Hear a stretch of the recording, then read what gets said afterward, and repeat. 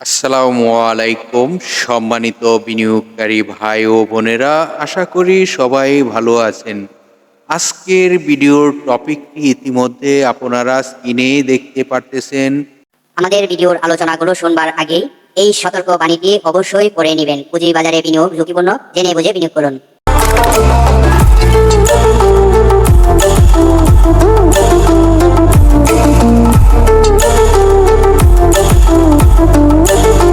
বিনিয়োগকারী ভাই ও বোনেরা, আপনারা আজকের ভিডিওর টপিকটি ইতিমধ্যে আপনারা ফলো করেছেন। সিরামিক সেক্টরের স্টক নিয়ে আলোচনা করব।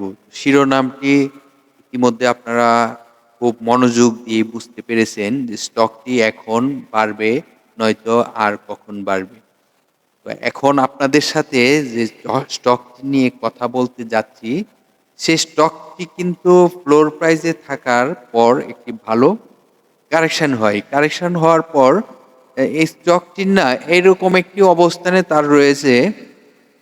অবস্থানটি আপনাদেরকে যদি আমি বুঝাইতে পারি, তাহলে আমার মনে হচ্ছে যে আপনারা এখানে বিনিয়োগ করে সাকসেসফুল হবেন। তো বিনিয়োগ করার পূর্বে একটি আলোচনা আপনাদের সাথে করতে চাই। আপনাদের মধ্যে কিন্তু অনেকে আমাকে কমেন্টে বলেন যে স্টকটির নামটি কেন সর্বপ্রথম প্রকাশ করি না। আসলে আমি আপনাকে বলবো যে স্টকটির আলোচনাটি জানুন, স্টকটি কেন কি নিয়ে কথা বলতে যাচ্ছি সেই বিষয়টি জানুন। এর মধ্যে কিন্তু ভিডিওর মধ্যে কিন্তু স্টকের নামটিও আপনাদেরকে উল্লেখ করে দিব। কারণ আপনারা স্টকটির নাম দেখে অনেকের পছন্দ হয়, আবার অনেকের পছন্দ হয় না।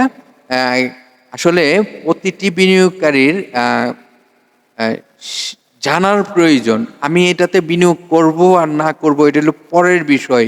আমি তো এই স্টকটির তথ্যগুলো এবং আলোচনাগুলো আমি জানতে পারি, আমার একটি তো ধারণা অর্জন করতে পারবো। তো আমি বলবো প্রতিটি বিনিয়োগকারী ভাই বোনেদেরকে স্টকের নাম জানার আগে জানা প্রয়োজন নয়। আগে জানা হলো স্টকটির আলোচনা, যে আলোচনা থেকে আমাকে অনেক দিক নির্দেশনা দিবে।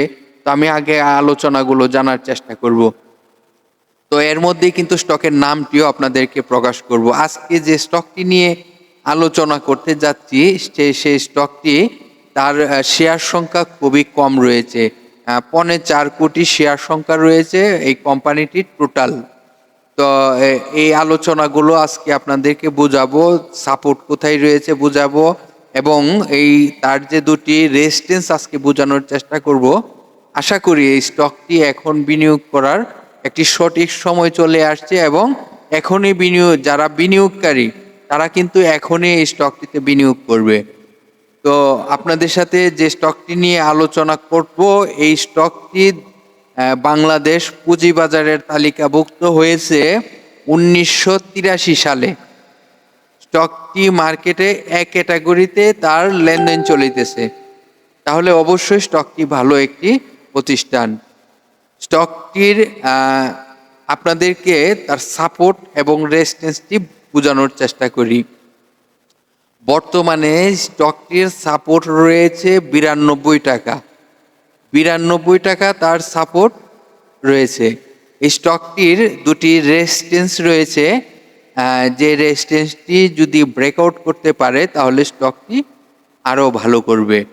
প্রথমেই তার একটি রেজিস্ট্যান্স রয়েছে 112 টাকা। 112 টাকার রেজিস্ট্যান্সটি আমার মনে হচ্ছে ইমিডিয়েটলি এই রেজিস্ট্যান্সটি ব্রেকআউট, হয়তোবা এই রেজিস্ট্যান্সটি টাচ করবেই। তো এটি হলো 112 টাকা। যদি 112 টাকা রেজিস্ট্যান্সটি ব্রেকআউট করতে পারে তাহলে স্টকটি 120 টাকা 20 পয়সাতে টাচ করার সম্ভাবনা রয়েছে, এবং 120 টাকা 20 পয়সার রেজিস্ট্যান্সটি যদি ব্রেকআউট করতে পারে তাহলে স্টকটি আরও ভালো হবে। তো এই কোম্পানিটি নামটি আপনাদেরকে এখন বলার চেষ্টা করি। এই কোম্পানিটির নামটি হলো মন্য সিরামিক। এই প্রতিষ্ঠানটি আপনাদের খুবই খুবই সুপরিচিত। তো মন্য সিরামিক নিয়ে আপনাদের সাথে আলোচনা করে দিছি। এই কোম্পানিটির ন্যাব রয়েছে 80 টাকা 47 পয়সা। কোম্পানিটির টোটাল শেয়ার সংখ্যা রয়েছে 3,77,24,317টি। পাবলিকের পার্সেন্টেজ রয়েছে 47.50%। তাহলে পাবলিকের হাতে টোটাল শেয়ার সংখ্যা কত রয়েছে এখন আপনাদেরকে জানানোর চেষ্টা করব। পাবলিকের হাতে টোটাল শেয়ার সংখ্যা রয়েছে 1,79,19,050টি। তবে এই সংখ্যাটি প্রতি মাসে চেঞ্জ হওয়ার সম্ভাবনা রয়েছে। তো স্টকটির আলোচনা আপনাদেরকে আংশিক বোঝানোর চেষ্টা করলাম। একজন বিনিয়োগকারী বিনিয়োগ করার পূর্বে যে তথ্যগুলো জানার প্রয়োজন সেই তথ্যগুলোই কিন্তু আমি সবসময় আপনাদেরকে দিয়ে সহযোগিতা করার চেষ্টা করি। তো আরেকটি বিষয়ে আপনাদেরকে এখন জানাবো, এই কোম্পানিটির তাহলে আরএসআই কত রয়েছে? আরএসআই রয়েছে 41 সামথিং।